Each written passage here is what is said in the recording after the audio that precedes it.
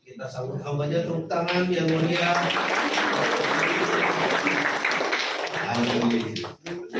Maafkan kami terlambat waktu masuk pintu tol Puri. Itu macet panjang. Baru kemarin malam anak saya bertanya, Pi, arti berserah itu apa ya, Papi? Saya bilang, ini arti berserah nih. Udah masuk tol nggak bisa keluar. Ya kan? Betul nggak? Nah di situ ada mau ngomel, mau bilang salah jalan, segala macam, betul kan? Kita bilang, ini namanya kita berserah. Sampai jam berapa kita nyampe? Berarti kalau sampai jam 2 berarti Papi nggak diizinin khotbah. Kalau sampai jam 1 berarti masih diizinin. Jalan loh. Kadang-kadang gitu ya. Orang kalau udah begitu, nggak sana sini, nggak sini. Saya mau kasih tahu saudara, tenang. Terus OP nyanyi, istri saya berdoa, anak saya berdoa, saya ngamatin, selamat saudara Yesus, saudara Yesus. Itu udah pasrah. Itu namanya arti berserah. Sudah berusaha, salah jalan, kita nggak tahu kalau itu macet. Itu namanya berserah, betul ya Bu? Akhirnya tenang, akhirnya Tuhan buka jalan sampai di sini. Menyambung yang tadi, yang nggak ke gereja itu bisa kaya, yang nggak gereja, yang gereja nggak kaya, nggak ke gereja bisa kaya William. Sekarang tujuan kita hidup untuk apa? Coba Matius 8, Matius 4 ayat 8 sebelum masuk ini kita ya. Agak panjang dikit nggak apa ya? Coba kopi-kopi dikuali, pisang-pisang goreng. Mana yang apa yang ketemu? Matius mana yang ketemu? Mukui. Dan iblis membawanya pulang ke atas gunung yang tinggi dan memperlihatkan kepadanya semua kerajaan. Iblis menunjukkan kemegahan dunia. Lalu kenyamanan dan berkata kepadanya, semua akan kuberikan kepadamu jika engkau sujud menyembah. Jadi Tuhan Yesus disuruh menyembah. Karena kalau menyembah itu dikasih kekayaan. Saudara, kalau itu Tuhan, makanya kalau pikiran kita mau kaya itu gak akan ketemu. Ikut Tuhan mau kaya itu gak akan ketemu. Karena saudara akan terjebak dengan rayuan iblis. Amin. Tujuan ikut Tuhan adalah untuk menyenangkan hati Tuhan. Karena nanti kita di sorga bukan cari orang kaya. Sorga tidak pernah mencari orang kaya. Sorga cari orang yang mau menyenangkan hati Tuhan. Karena di sorga tugas kita adalah menyenangkan pemilik sorga. Biarkan orang yang lain pada kaya, biarkan.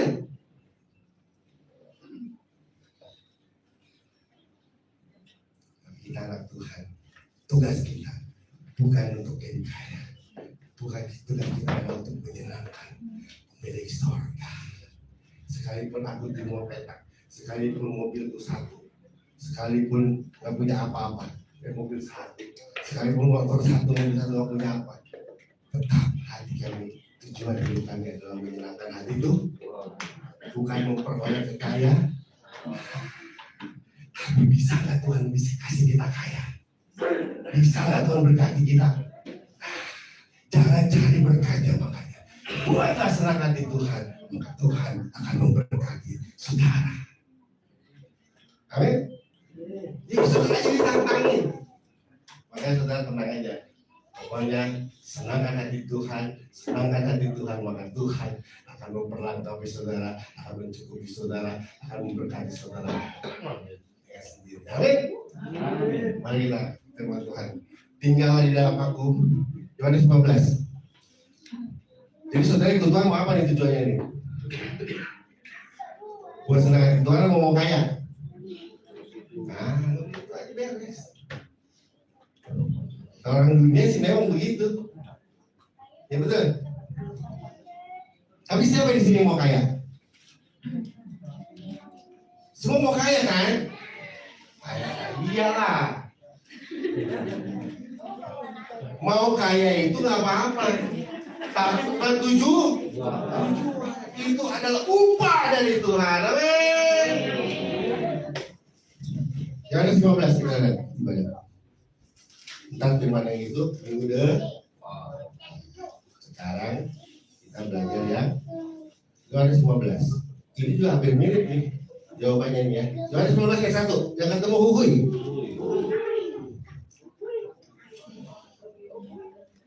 Akulah pokok anggur yang benar dan Bapa-Kulah pengusahanya. Setiap ranting padaku yang tidak berbuah diapain? Dan setiap ranting yang berbuah dibersihkannya supaya ia lebih banyak berbuah. Kamu memang sudah bersih karena firman yang telah kukatakan kepadamu. Tinggallah di dalam aku dan aku di dalam kamu. Sama seperti ranting tidak berbuah dari dirinya sendiri. Kalau tidak, ia tidak tinggal pada pokok anggur. Dan juga kamu tidak berbuah jika kamu tidak tinggal di dalam. Akulah pokok anggur dan kamulah ranting-rantingnya. Barang siapa tinggal di dalam aku dan aku dalam kamu apa? Ia akan berbuah banyak sebab di luar aku kamu tidak berbuat apa-apa. Barang siapa tidak tinggal dalam aku, ia dibuang keluar seperti ranting dan dikeringkan. Kemudian dikumpulkan orang dan dicampakkan dalam api. Lalu nah, ayat 7. Jikalau kamu tinggal di dalam aku dan firmanku tinggal di dalam kamu apa? Dalam hal inilah Bapakku dipermuliakan, yaitu kamu berbuah banyak dan demikianlah kamu. Ayat yang mana yang saudara senang? Ayat yang mana? Yang mananya? Kalimat yang mananya?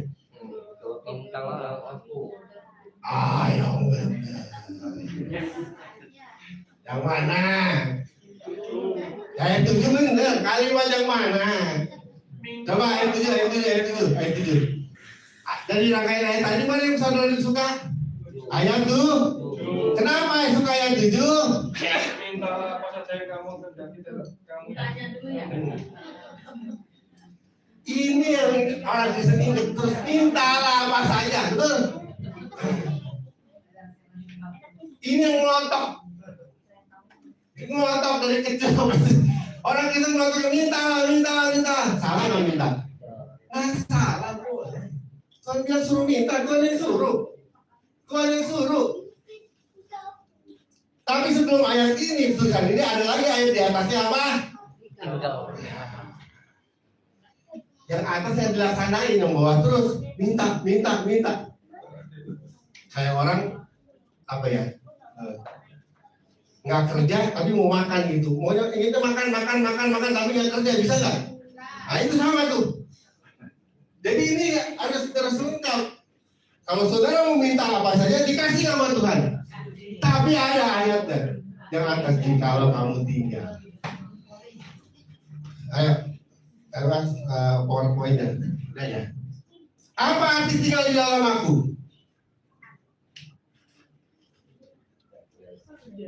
Saudara tinggal di dalam aku dan aku di dalam kamu. Atau saya itu.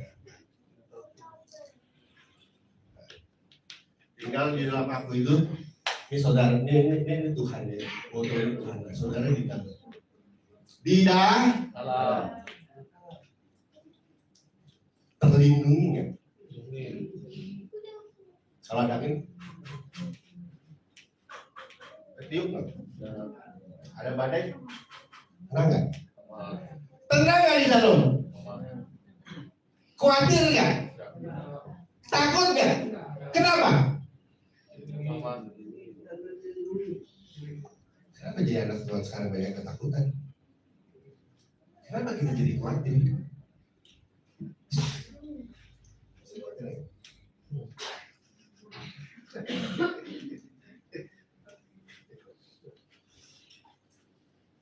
Kalau orang yang tinggal di dalam Tuhan, dia terlindungi.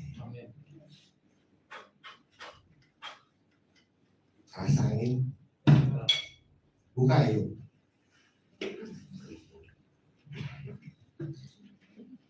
Ayub 1 ayat 16 sampai 12. Sampai iblis pun nggak bisa kepada saudara, nggak bisa coba saudara. Karena saudara ada dalam perlindungan Tuhan. Kecuali pantai yang diangkat sama Tuhan. Ini mesti menjadi keyakinan saudara. 2026 keyakinan saudara, amin. Saudara masih khawatir? Masih takut?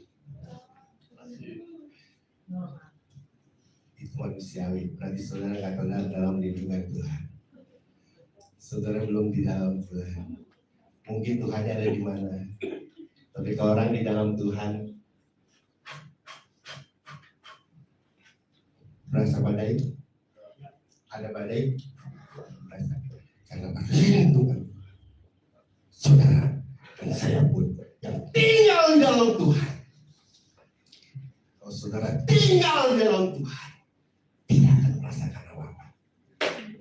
Sekalipun ekonomi moral, dia tetap tenang, dia tidak goyah. Tapi kalau saya masih goyah, saya nggak bisa ngomong. Berarti saudara ada di luar Tuhan. Meskipun saudara ibadah, saudara ada di luar Tuhan. Nah, ini baru minum nih. Oke, satu poin ngerti? Ayo udah buka yuk. Ya. Saya belum. Luar biasa. Ayo satu. Udah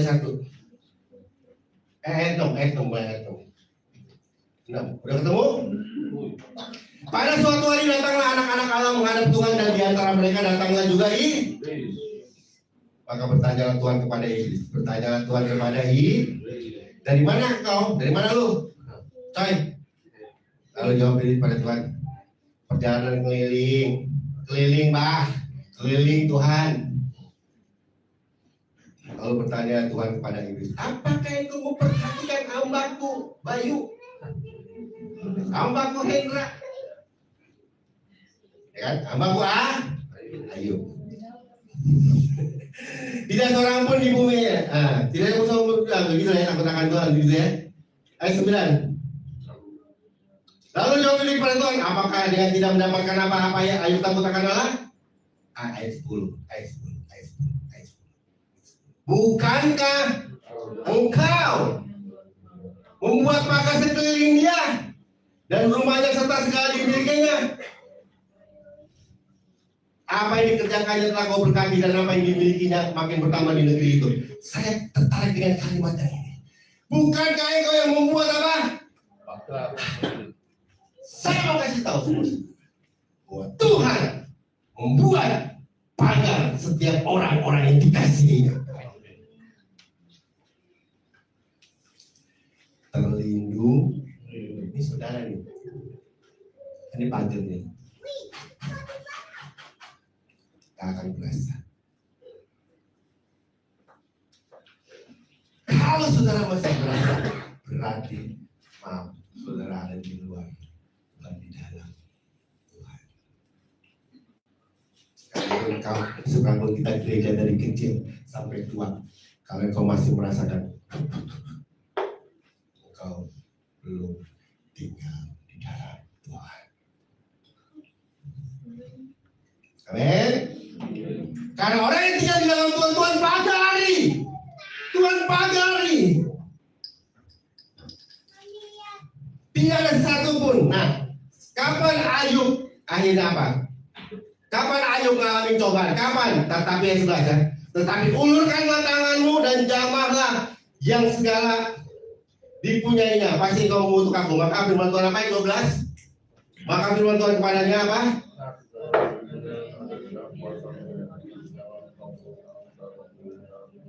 Akhirnya iblis bisa kan cobain Ayub? Kapan waktu iblis cobain Ayub? Waktu Tuhan angkat pagarnya. Berarti Tuhan izin. Hai dengar, kalau saudara dicoba itu, saudara di dalam Tuhan, tiba-tiba saudara mengalami cobaan Tuhan, dengar, itu karena Tuhan izinkan. Tidak ada satupun, slide. Tidak ada satupun yang terjadi tanpa seizin Tuhan. Rambut di kepala kita tidak akan jatuh tanpa izin Tuhan. Tapi kalau hari ini engkau diizinkan, engkau menderita sakit dan belum sembuh-sembuh, kalau engkau di dalam Tuhan, itu Tuhan izinkan supaya engkau melihat mujizat Tuhan. Beda dengan orang dunia, memang di luar Tuhan, mau sakit apa segala macam itu karena urusan mereka. Tapi orang yang di dalam Tuhan, ketika mendapatkan cobaan, mendapatkan ujian, itu karena Tuhan izinkan. Karena bagi anak yang dikasih ya nggak mungkin saya kasih anak saya lope motor trail nggak ada bannya, nggak ada remnya, nggak mungkin. Kecuali kalau saya izinkan supaya dia jadi pembalap. Kalau saya latih jadi pembalap harus nggak ada remnya dong. Rem bukan ban. Kalau saya mau latih dia jadi pembalap gimana?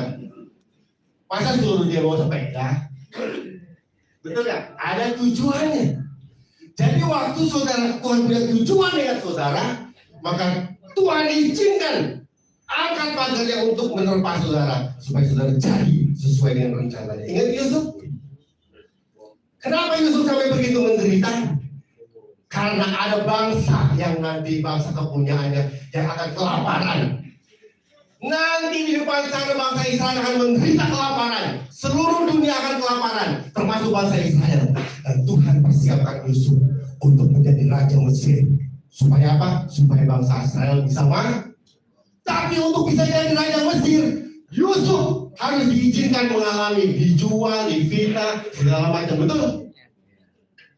Saudara mau dituntut Tuhan jadi apa? Saya nggak tahu. Tapi kalau engkau mau dibentuk jadi orang hebat, orang besar, tidak ada orang hebat yang dididik dengan main jantan. Orang hebat pasti dididik dengan keras. Daud, kenapa dia jadi raja? Dan Tuhan didik dia dengan keras. Dia harus lawan beruang, hadapi singa. Nggak ada tuh dikasih mainan. Daud dikasih mainan, dikasih makan anak-anak, terus jadi raja. Nggak ada. Jadi berbahagialah saudara. Kalau hari ini saudara kok cobaannya makin berat ya Tuhan, kok makin berat ya Tuhan, tenang. Tuhan sedang punya rencana buat saudara. Berserah, ikhlaskan diri saudara. Ikuti Tuhan, ikuti Tuhan. Nanti saudara akan mengerti ternyata, oh aku mau jadi seperti ini loh. Coba kalau Yusuf enak-enak aja dikasih manja terus dikasih enak-enak, bisa nggak dia jadi raja Israel? Siapa di sini yang menderita seumur hidup? Nah, kayak susah terus. Tapi kalau saudara tidak, ini cobaan kan ada dua ya, cobaan gara-gara kita sama cobaan karena Tuhan ya beda ya. Misalnya karena Tuhan ya, saudara udah syukur, ibadah rajin, doa rajin, tapi cobaan diizinkan, itu berarti ada maksud dan rencana Tuhan. Amin. Lagi slide selanjutnya. Apakah saudara ini? Belum kabur. Slide selanjutnya. Jika Tuhan izinkan cobaan, itu karena Tuhan tahu. Itu karena Tuhan tahu kita mampu untuk melewatinya. Kenapa Tuhan izinkan Ayub mengalami cobaan? Ayat selanjutnya bilang, tahukah kamu hambaku namanya Ayub yang soleh? Berarti Tuhan udah acungin jempol. Amin. Saya mau kasih tahu saudara. Kalau Tuhan izinkan saudara tahu saudara akan bisa melewatinya. Kalau tidak bisa melewatinya, dia tidak akan izinkan cobaan buat saudara. Amin. Bilang kasih tahu, bilang kasih tahu sebelah, Tuhan izinkan. Udah jangan ngambek, udah jangan kecewa, ikhlas saja. Jadi kalau ada cobaan, mengucap lagi.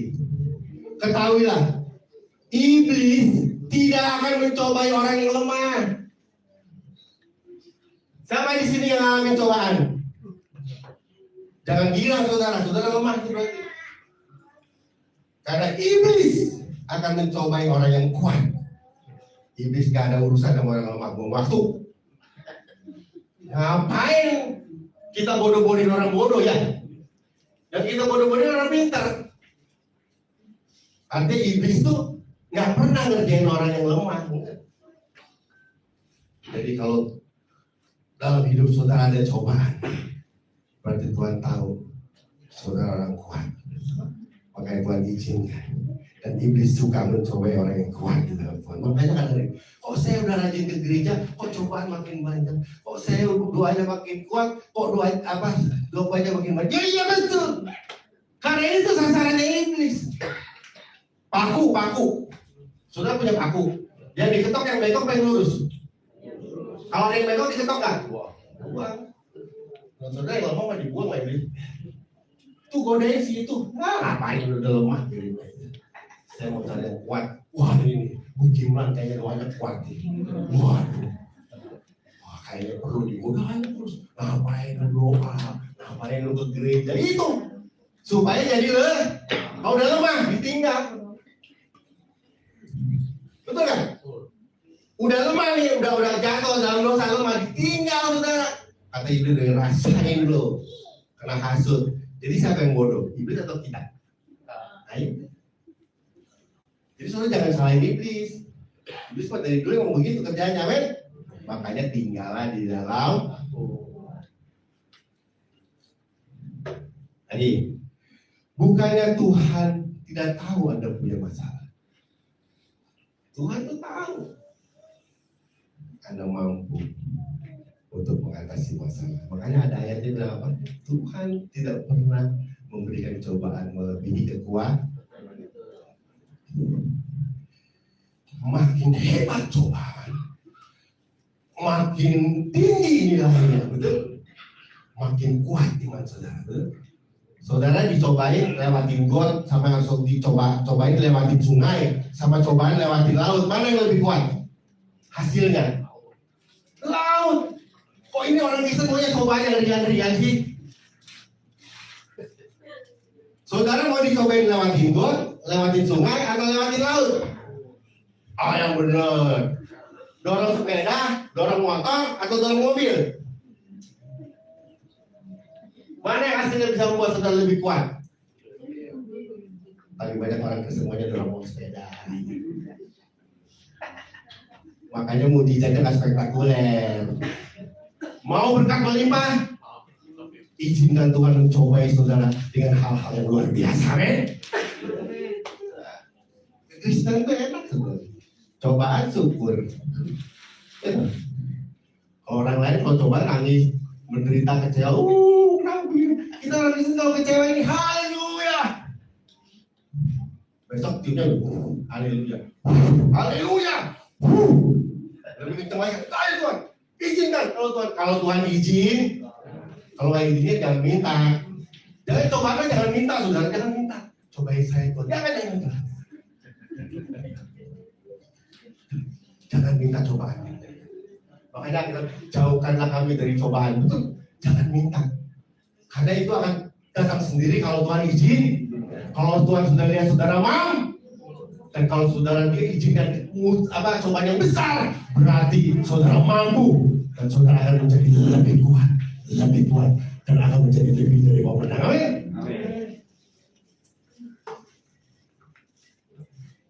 Tinggallah. Slide selanjutnya. Hidup pasti menghadapi masalah. Yang penting bukan soal ada masalah atau tidak masalah, tetapi apakah Tuhan Yesus hadir dengan baik kita. Kalau Tuhan Yesus hadir kayak tadi tuh, pasrah.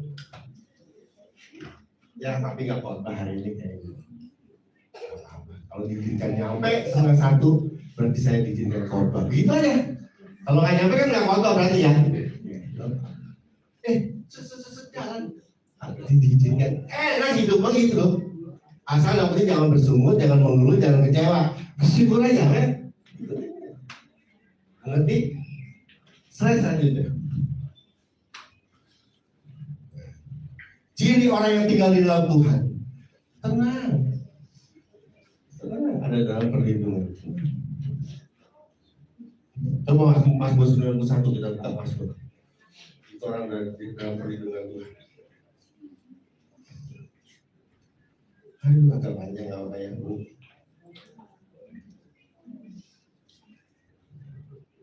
Ini dia udah tahu, udah telat lama lagi khotbahnya. Siapa yang berkata begitu? Keluar. Siapa yang ngomong gitu? Keluar. Orang yang menanam di rumah Tuhan tenang. Ini ayatnya saudara foto. Menikmati setiap peristiwa kehidupan. Amin. Ada, Mazmur dulu kita baca. Ketemu dalam lindungan, dan ketemu hai. Orang yang duduk dalam lindungan yang maha tinggi, yang dan bermalam dalam naungan yang maha kuasa. Duduk. Saya diajarin sama ibu rohani saya gini.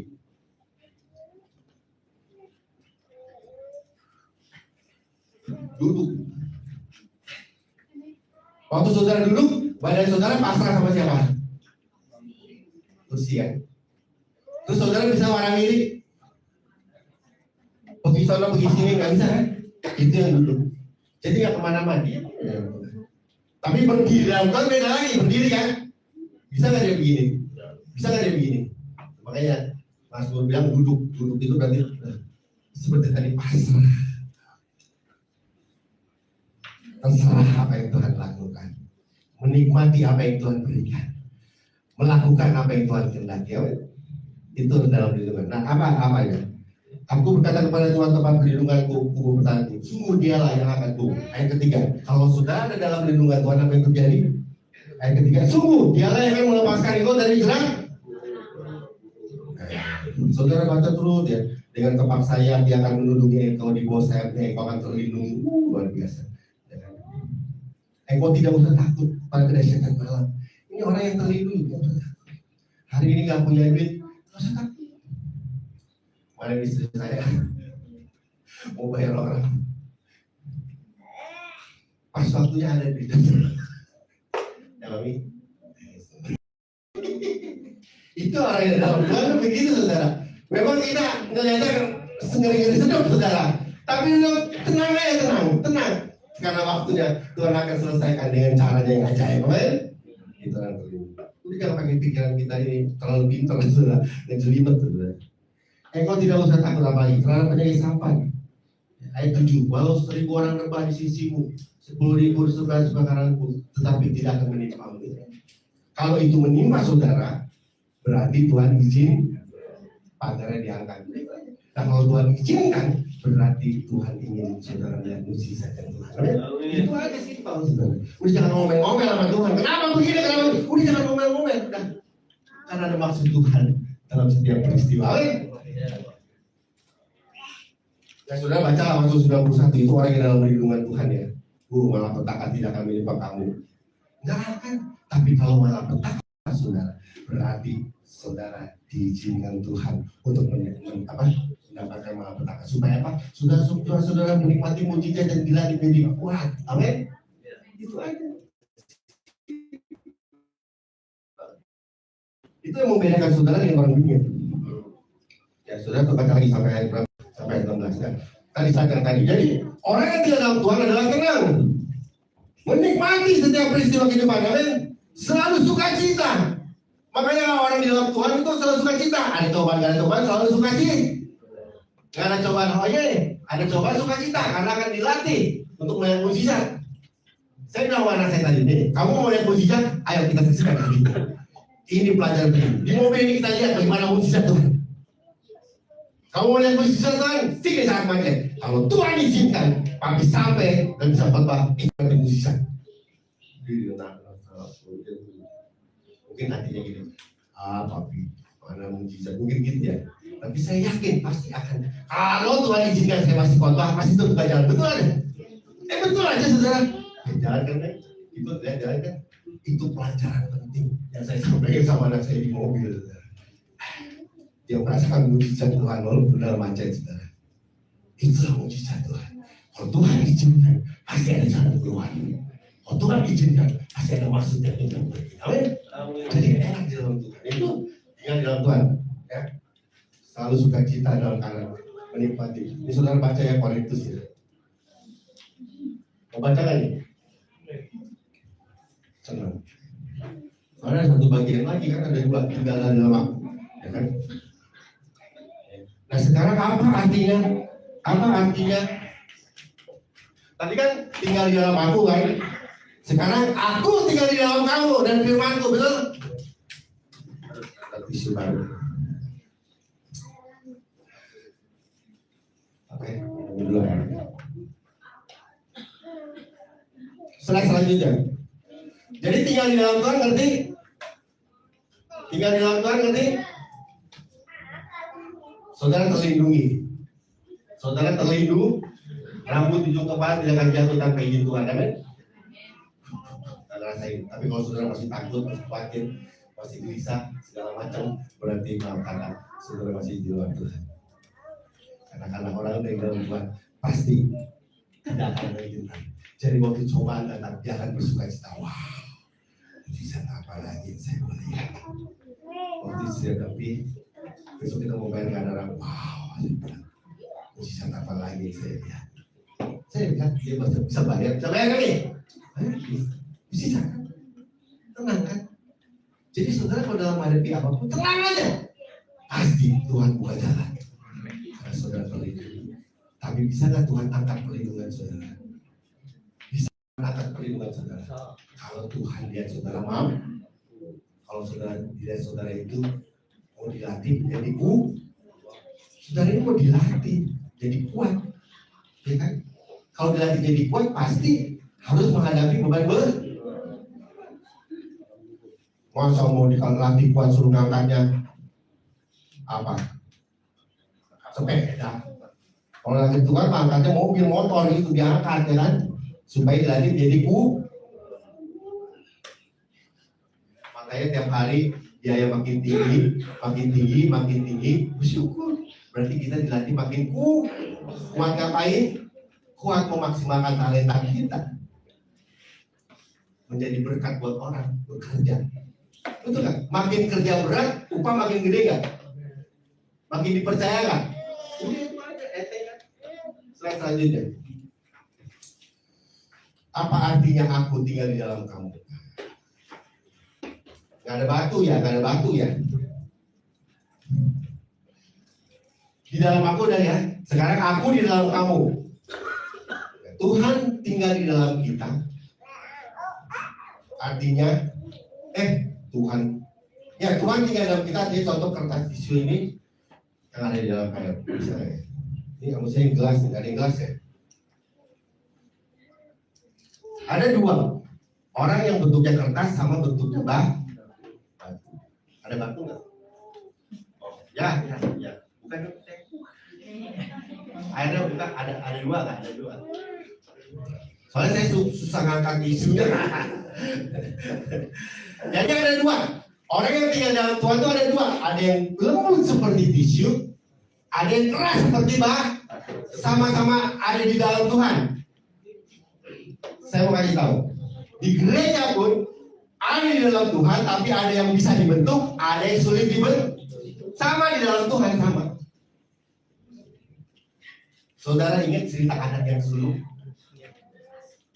Anak bungsu dari sulung, dia tinggal di rumah bapak, tapi dia tidak bisa merasakan kasih bapak, tidak bisa menikmati kekayaan bapak. Kenapa? Karena hatinya batu, tidak mau diajar. Udah belum? Ya, jadi lihat sini.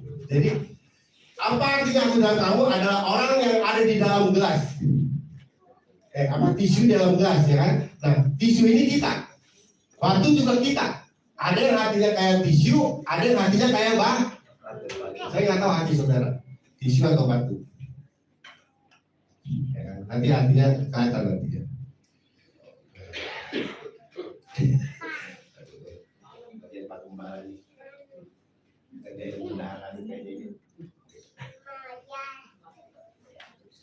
Ya. Slide selanjutnya. Waktu ya dalam lindungan Tuhan dimasukkan. Kita ada dalam lindungan Tuhan, betul? Nggak berasa ya. Badai sekencang apapun nggak berasa kan. Digoyang apapun nggak berasa kan. Nah, sekarang yang kedua, bagaimana Tuhan bisa tinggal dalam hidup kita? Ini kita nih ya, Kita hatinya yang lembut. Waktu diperes keluar, air ini kan lambang firman ya. Firman Tuhan itu lambang saudara masuk di dalam, tinggal di dalam Tuhan. Udah, langkah pertama udah ya, tinggal di dalam Tuhan ya. Sekarang bagaimana Tuhan tinggal di dalam saudara? Firman itu menyerap. Jadi waktu saudara diperes, waktu saudara diizinkan cobaan, diperes yang keluar apa? Ampun yang keluar. Perhatiin. Waktu saudara diperas oleh cobaan, oleh keadaan, oleh situasi ekonomi, diperas oleh keadaan dunia, apa yang keluar? Air. Artinya firman tuh. Saudara waktu dalam cobaan diperas, dalam keadaan, dihasut orang, difitnah orang, tekanannya tuh. Apa yang keluar dari mulut saudara? Ulang. Saudara tinggal dalam Tuhan, amin. Ada yang fitnah saudara kan? Ada yang nyakitin saudara kan? Cobaan diizinkan Tuhan kan? Ditekan nggak saudara hidupnya? Rasa ditekan nggak? Waktu ditekan apa yang keluar? Firman Tuhan, betul. Harusnya firman Tuhan yang keluar, betul. Bukan lagi sialan. Siapa di sini yang ditekan dan ngomongnya anjing bangsa sialan? Ayo, tapi saya di gereja Pak, saya ibadah aktif Pak, saya doa aktif Pak. Puasa 40 hari, 40 malam, 30 jam. Melebihi Tuhan Yesus. Ya Pak. Bukan persoalan itu, waktu engkau ditekan, apa yang keluar? Itu pertanyaannya, kenapa saudara minta nggak pernah dikasih sama Tuhan? Waktu istrimu bilang, suami, bawel lo. Waktu istri bilang suami, cerewet lo. Apa yang keluar? Istri kalau dikatain cerewet tertekan nggak? Kayak ditekan ya. Apa yang keluar? Bangsa ini siaran. Berarti Tuhan belum di dalam dia. Tapi waktu ditekan, cerewet lo. Oh iya nggak apa-apa. Terima kasih. Tuhan berkati ya. Berarti dia ada firman di dalamnya. Makanya mintalah apa saja dikasih. Makanya sekarang saudara minta nggak dikasih, kalau ditekan bangsa anjing sialan dan Tuhan. Makanya saudara minta pesawat nggak dikasih.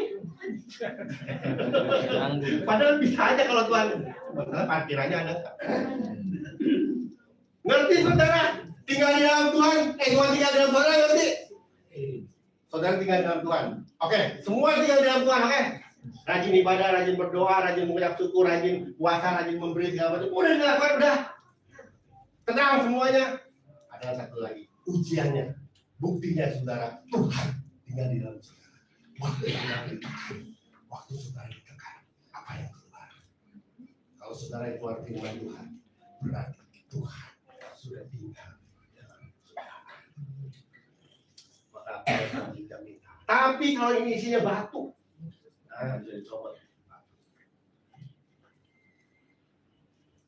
Berarti kalau tisu tadi hatinya bisa bisa dinasehat, bisa dibim. Ini saudara batu. Bisa nggak orang yang hatinya batu ada di dalam Tuhan? Bisa nggak orang yang hatinya batu ke gereja? Ada nggak bisa orang yang tidak bisa diajar ada rajin ke gereja? Ada nggak bisa? Bisa. Bisa. Saya nggak tahu nih hati saudara batu apa nggak nih? Diajarin gini.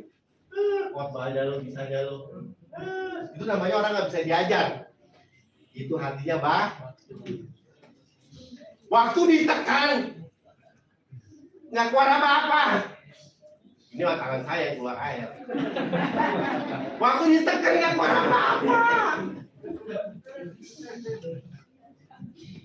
Dia nggak menyerap firman Tuhan. Karena firman Tuhan hanya bisa diserap oleh orang yang hatinya lembut. Hatinya lembut seperti tisu. Mau rendah hati, murah hati, mau diajar. Waktu dia lembut, ini baru nih tisu tua tuh, ya kan? Tapi ini udah gereja bertahun-tahun. Ayo bro, ibadah yang rajin. Gembala cuma bisa kayak gitu. Kalau nggak kerja tuh kan biasa betul tahu. Ibadah mulu, nggak kaya tahu. Ibadah mulu. Hatinya waktu ditekan nggak ada firmannya yang keluar, coy. Nggak ada firmannya, coy. Saya dengerin Pastor Eko kalau khotbah jadi ikutan nggak ada firmannya yang keluar, coy.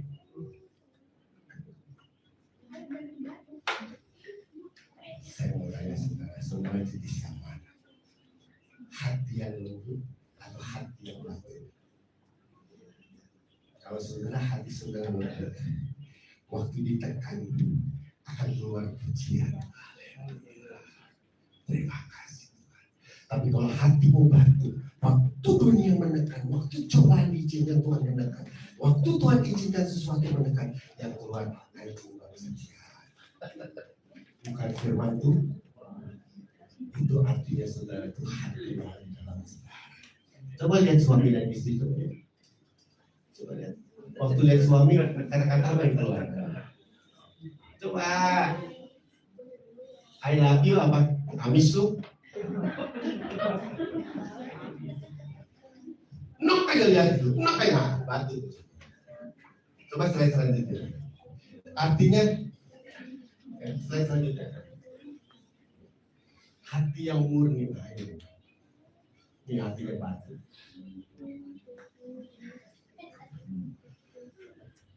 Saudara bisa loh datang di gereja ini waktu bertobat hatinya lembut, betul kan? Datang di gereja hatinya lembut. Bisa nggak lama-lama jadi batu?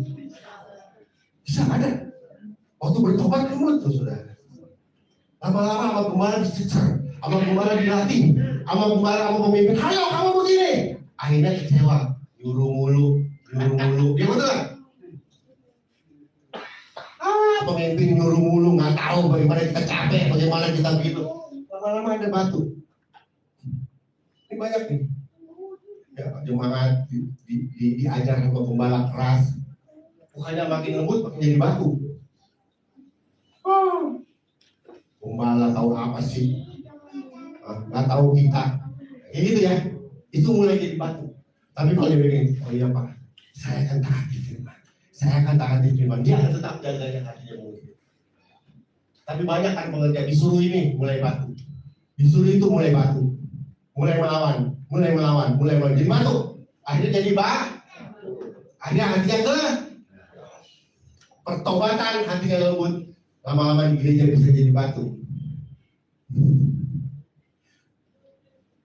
Dan muka-mukanya ada batu. Makanya gak heran, waktu ada tekanan dalam gereja kabur. Tapi kalau ada yang lembut, waktu ada tekanan, dia makin rendah hati. Makanya kalau kalian bilang, bener, oke Pak, komandan. Itu aja jangan. Kata gue lagi sibuk kemarin. Nyuruh mulu. Bisa gak saya bilang itu? Tapi itu membuat hati saya jadi batu. Tapi saya gak pakai Pak. Siap komandan. Itu membuat hati saya jadi lembut. Jadi waktu saya diberi yang keluar firman. Bapak-bapak, lembutkan hati saudara. Sehingga waktu istrimu ngomel, suami ngomel, waktu gue gak punya duit, waktu gue diserang ini, yang keluar adalah firman itu. Bukan batu, bukan apa-apa, saudara. Sakit hati dendam, gak berdamai. Saya selalu saudara, makanya saya kalau orang tegur saya, oh iya, berarti kalau orang tegur saya, berarti saya ada yang salah, berarti saya harus perbaiki. Orang bilang, lu mau gue tau mana sih lu pinteran mana lu gue? Itu batu tuh, jadinya batu. Tapi kalau orang tegur, oh iya, oke, saya akan perbaiki. Mungkin saya salah. Itu lembut.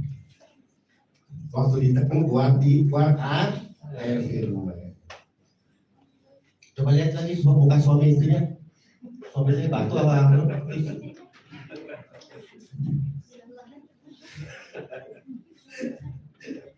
Coba lihat pengerja di batu apa tisu?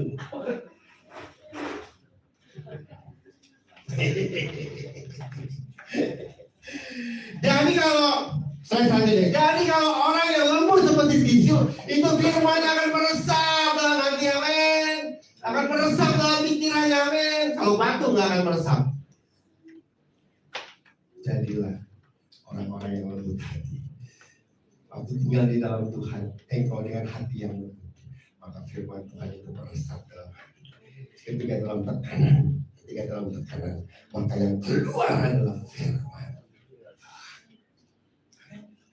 Maka barulah mintalah apa saja. Saudara mau minta apa?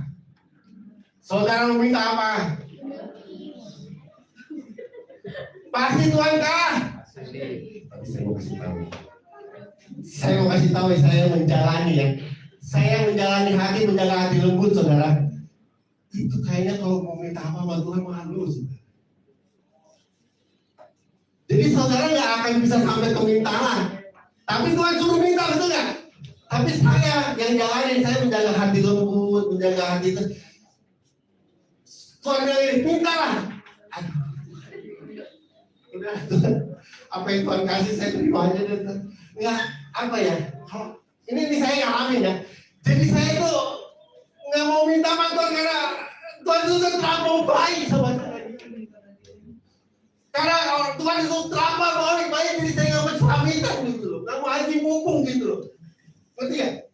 Jadi saudara jalanin dulu lah. Saya sampai di tahap saya itu lembut hati jadi orang terburuk. Waktu disuruh minta itu apa ya? Nggak enak. Tuhan itu terlampau baik. Udah jangan minta-minta apa. Tuhan udah pasti kasih yang terbaik lah buat kita gitu loh. Itu yang saya rasa. Itu tahap saudara kan dalam lindungan. Terus tahap saudara kan nanti kalau saudara udah sampai tahap lembut sama Tuhan gitu ya, sampai jadi tisu tadi buat kayak batu, terus saudara disuruh kan minta kan, itu saudara, Tuhan, apa yang Tuhan kasih itu baik buat saya Tuhan. Tuhan saya nggak mau minta apa-apa Tuhan, saya nggak apa-apa. Udah, saya bersyukur aja Tuhan apa yang Tuhan kasih. Padahal Tuhan suruh minta. Tuhan itu terlampau baik. Kita cara minta nggak aji mumpung gitu. Nah nanti saudara akan sampai tahap itu. Kalau belum udah 2 tahap tadi itu dulu ya. Tinggal di dalam Tuhan dan Tuhan tinggal di dalam kita. Nah, mintalah silakan. Kalau saya sih izin saudara. Karena Tuhan itu terlampau baik. Giliran pas butuh dikasih. Giliran pas mau ada gitu loh. Masa kalau Tuhan yang kayak gitu kita minta-mintain terus gitu loh. Izin gitu loh. Ngerti nggak? Berarti hati saudara serangkai itu selama itu. Amin.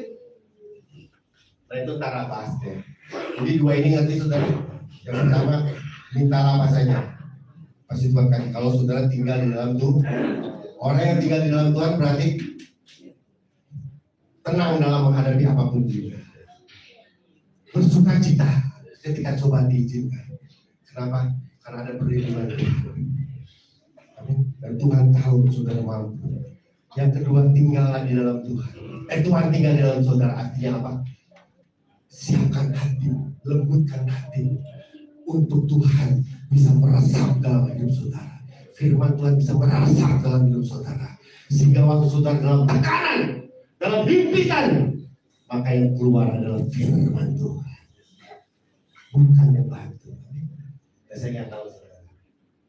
Mudah-mudahan saya terima kasih dengan ini dan mulai melembutkan hati saudara. Kalau suami marah, apa yang keluar dari mulut kita balas. Waktu istrimu marah, apa yang keluar dari mulut kita bahas. Kalau balasan firman Tuhan berarti firman Tuhan itu sudah meresap dari sudah. Kalau sudah dalam keadaan ketakutan, dalam keadaan yang bagaimana lagi gitu ya, terus ayo Pak kita berdoa. Nah itu benar. Jangan ayo kita akan dukung, ayo kita itu benar.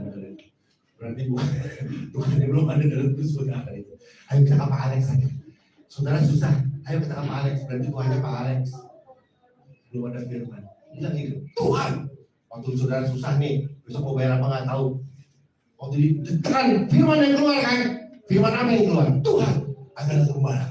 Apa yang akan kekurangan itu?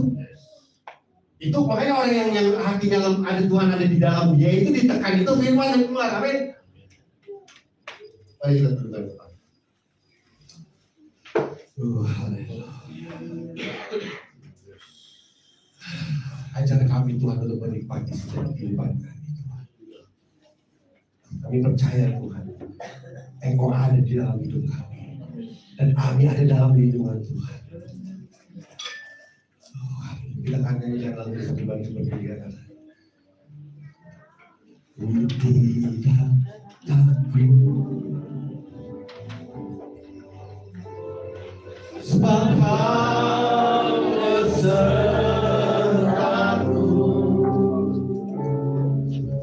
ku tidak bimbang sebab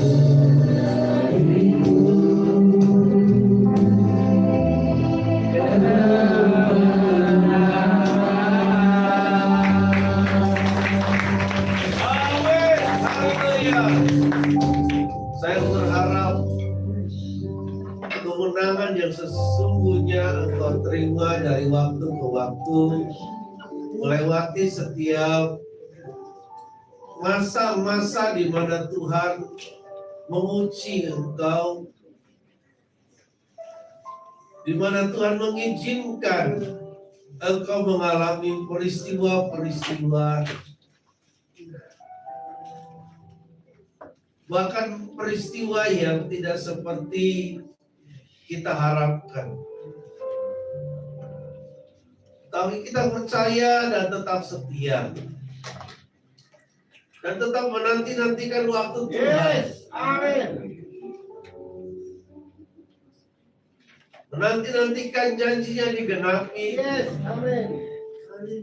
Menanti-nantikan pertolongannya.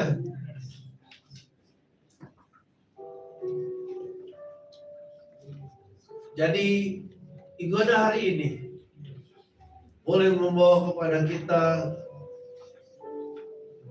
satu sikap hati yang benar di hadapan Tuhan. Janji Tuhan ya dan amin, dan tidak pernah berubah. Kita harus berubah ke arah yang Tuhan inginkan. Amin. Itu artinya kita melekat. Itu artinya firman Tuhan tinggal dalam diri.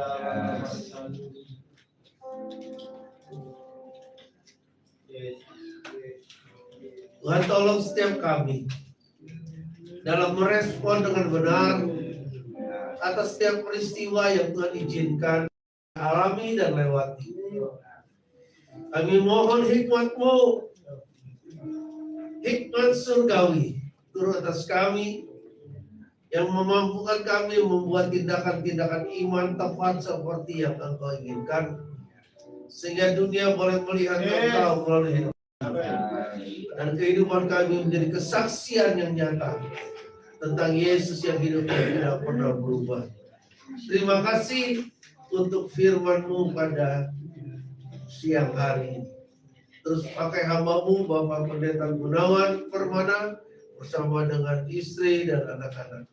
Terus pakai jadi kesaksian nyata hadir-Mu dalam kehidupan kami yang melekat intim dengan Engkau dan membawa dampak yang nyata bagi sesama.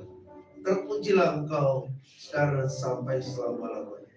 Di dalam nama Tuhan Yesus saya berdoa dan mengucap syukur. Haleluya. Amin.